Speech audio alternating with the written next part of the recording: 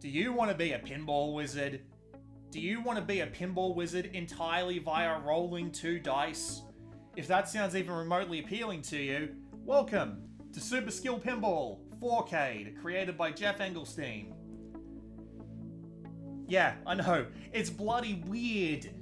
Pinball was always known as a bit more of an active thing, where you had to be very careful about the timing and the positioning and the strategy, but to convert it to something that's as simple as a roll and ride game with no dexterity required is bloody weird. But I'll tell you one thing, he did an absolutely fantastic job. I like to think I'm a good fan of pinball machines. I like to think I have a rough idea of how they work in my head. And not only the base level of competency, but the creativity in how all of these sorts of very pinball-y things got converted to a roll and ride formula. It's all so well done. It's genuinely well done, and I need to just take you through a round of this just to explain how this works. So I was technically in the middle of ball 1 here, but let's just say I go back to the start, and we drop in and we start on the 3 alleys. I roll my 2 dice, and if I had any of these number 2s available to me, I would be able to fill that in and stop here. But because I don't have them to fill in, I move on down, and now I have to check whether or not there's something here to fill in. Technically there would be, and I would fill up that bumper and get myself a hack, but let's just say for the sake of example that 2 there was already filled in, and I had nothing in the way of 2s. So I'd have to fall down again to look for another valid target. So I could pick any of these ones along the side, but let's just say, again, I couldn't do that. I would have to fall down into the flippers and pick a flipper to fall onto. And let's just say, for the sake of argument, that a 2 was available here on the red flipper. So now I'm on the red flipper, and in order to get back up to the top, I would need to roll my dice again, and then I would go up the spinner on the right here, because it's the red one, and then I come back up to the top and I do the whole process again. Keep rolling on my way down and see what I can find. And then if I was on the yellow flipper, I would do the same thing, but I would go up through the run. I'd end up back at the bumpers, I'd come back down here, and I'd come back down here. So it creates that repetition, that feeling of the ball going up and coming back down to the flippers. It does a really good job at that. But it also does a really good job at emulating the sort of feel you get from trying to direct the ball where to go by giving you 2 dice. By having you roll 2 dice, it gives you 2 different options. So you can think to yourself, right, do I want to start filling in the back door, or do I want to start filling in the hacker? When you are on the red flipper and you roll like 2 really high numbers, let's just say the 3 and the 4 alleyway was filled in, leaving only the 5 and 6 available. Do I want to take the 4, drop further down into the table, but get the points off the unused die? Or do I want to take the 6, stay up the top, but fill in the skill shot? Because both of them are entirely valid strategies, but this one leaves me a bit further up, but the other one leaves me with more score. And it's always giving you these options, but the best thing is, and I've picked like the one table that doesn't actually have a multi-ball feature, but in some tables, you can actually have multi-ball. And the way that they have emulated multi-ball is that instead of being able to pick 1 dice and just let 1 dice go, you now have to use both dice. So it's absolutely brilliant in that respect, because in regular old pinball, you get that sort of chaos feeling going on when you've got 2 or more balls flying around the table. You're not going to have that much more time to predict where both of them are going to go, where you want to send both of them with the flippers. So you'll always find yourself going, oh god, what am I going to do with this one? What am I going to do with this one? What are the downsides going to be? Am I going to lose 1 ball if I end up losing the other ball? Yada, yada, yada. You're always thinking through these little strategic things. And it's absolutely brilliant. And you've also got ways to modify your dice rolls too. So you've got skill shots, and you earn them by filling in certain parts of the table. Like for example, for Cyberhack here, it's always these 3 bumpers, alleyways up the top here. You fill all of them in and you get a skill shot, which is basically, hey, you can take any skill shot number that you've got available to you instead of using one of the numbers available on the dice. And you can even do nudges. You get 3 nudges throughout the entire game, but it's a bit of a push your luck thing, because when you use a nudge, you modify a dice by a certain number. So let's say I wanted to turn this 3 into a 2. That would be a 1 nudge. Now the difference between the numbers would need to be the same or lower. So let's just say, for example, that I were to roll a 5 and a 6. I would be fine if I only nudged it by 1. but when you nudge it further out, the difference between the dice that you need to avoid increases. So I could nudge, like, say, a 2 all the way up to a 5, but that would be a nudge of 3, which means like half the rolls I could make would be an absolute disaster for me because I just immediately lose the ball. It emulates the idea of pushing the table just a little bit too hard, a little bit too far, and causing the ball to drain just right. And so, as a result, you always feel like you've got a little bit of strategy waiting. You know, limited use nudges, earning up some more skill shots, doing a bunch of things along those lines. And then you've got all the tables, which are all really creative and really crafty about how they go about things. So this is Cyberhack. This is my personal favorite table, very closely followed by another one, which I'll show you in just a second. But it's got a bunch of things going on for it. It's got a full-on mini-game that happens on the back glass up here, where it's a full-on push your luck, where you're rolling these dice, you're taking the total of them, and then you're adding the difference between the numbers to the trace tracker. So you're constantly trying to roll high doubles. And throughout the entire board, you're trying to earn hacks, which let you ignore certain dice results. So you can just continue getting higher points for that when you eventually get your run on. You've got your spinner on the right, you've got the ability to go for outlanes, bumpers, and making your next runs a bit stronger. It's all about getting really good runs in and pushing your luck just a little bit far, and it's really engaging. And then, on top of that, you have, let's just say, for example, Carnival, which is the beginner table, but it's still quite fun. It's got basic stuff on the sides here.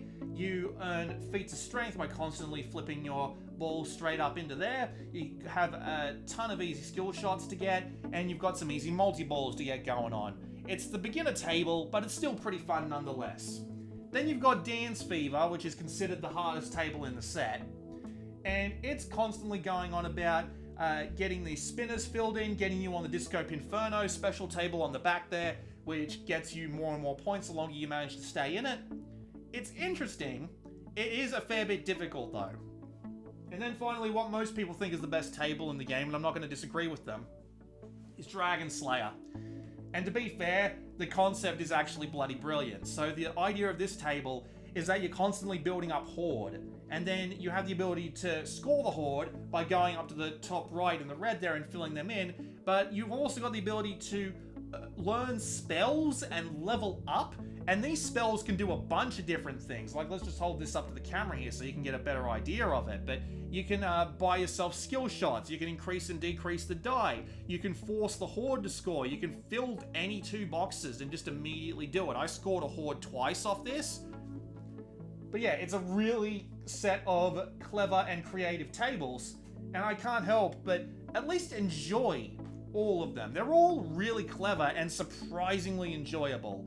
Not to mention the art on them is all absolutely great. It absolutely gives off that sort of pinball, I say kind of generic feeling, like they're clearly not licensed by anything. You probably just heard my knuckle crack, I apologize about that.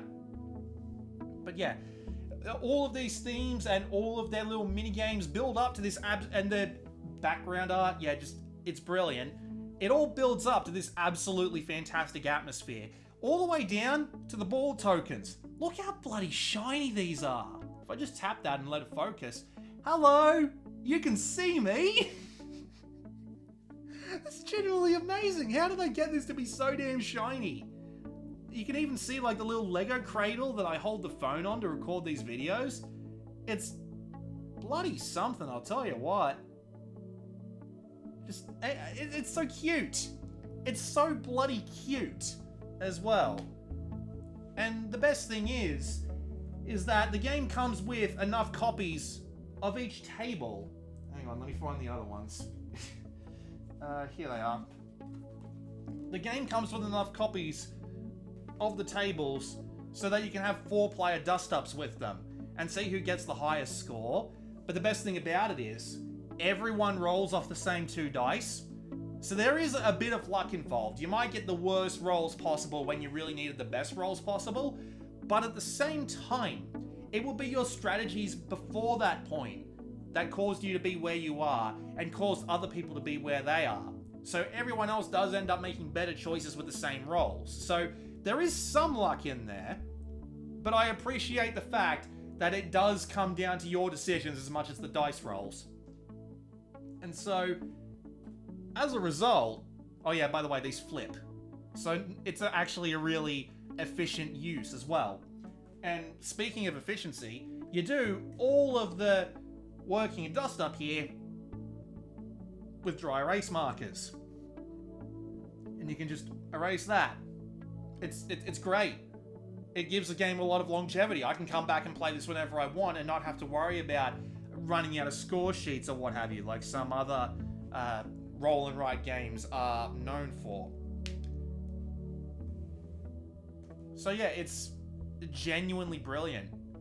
A genuinely great way of converting pinball to roll and write. They recreated bumpers, they recreated all the different things you see on a pinball table, they give you a bunch of different mini games, they make the dice work really well as both strategy and chaos. And like, there is one thing, admittedly, that I'm a little bit iffy about, which is when you end up down here, eventually you're going to run out of these boxes here and your ball is just going to drain. And I get that that's meant to introduce a bit of a limit on what the game will give you, but at the same time, most pinball people can keep these balls up for minutes to hours at a time. So you just end up thinking, I wish there was a way to make that happen in this game. Whether it would be like making it so that you have to roll doubles in order to pick a flipper and stay on once everything else is already filled in or something like that, just to let you push it just that little bit further. But I can understand why he did what he did, and I can understand why it is how it is. And it doesn't really take away from it at all. There is also the fact that none of these tables really extend into the back glass. I mean, they're fine as they are, but the game is supposed to like stay like this, right? This is how they show it in all of the manuals, where the back glass is here and the table is here. And you can easily extend tables out onto the back glass because you don't have anything to worry about a la a dot matrix display. I don't know how you would get a dot matrix display to work in this kind of game, but that would be brilliant if you somehow managed to come up with something like that. But apparently that is something they're fixing with the standalone expansion of this game that's coming sometime this year, which I am absolutely going to be picking up because this is an absolutely brilliant set of mechanics. This is an absolutely brilliant theming going on. All the art is absolutely gorgeous. And the strategy combined with the luck is enough to make me want to come back and see if I can beat my score again and again and again. And of course, they do that thing where they leave a bunch of achievements on the back of the instruction manual here to give you a little bit extra to do and a place to write down your high scores. Which isn't the worst thing in the world, although I'd feel bad about writing on the back of this manual, which is why I haven't done it. I haven't gotten higher than 300 on any table, but it's definitely possible if you get a good set of luck going and you know what you're doing.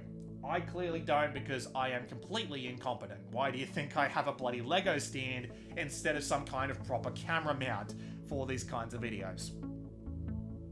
But yeah, Super Skill Pinball 4K.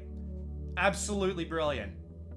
Genuinely one of the best uses I've seen of rolling dice and writing down score that I've seen in a long ass time. And I wholeheartedly recommend that anyone picks this up if this is even remotely appealing to you. Or if you just want something shiny to distract the kids with. Because seriously, like, you can see the corners of the bloody room, how shiny this damn thing is. It's so neat. It's genuinely neat. With that said, this has been Blue Maxima, and I'll see you all next time.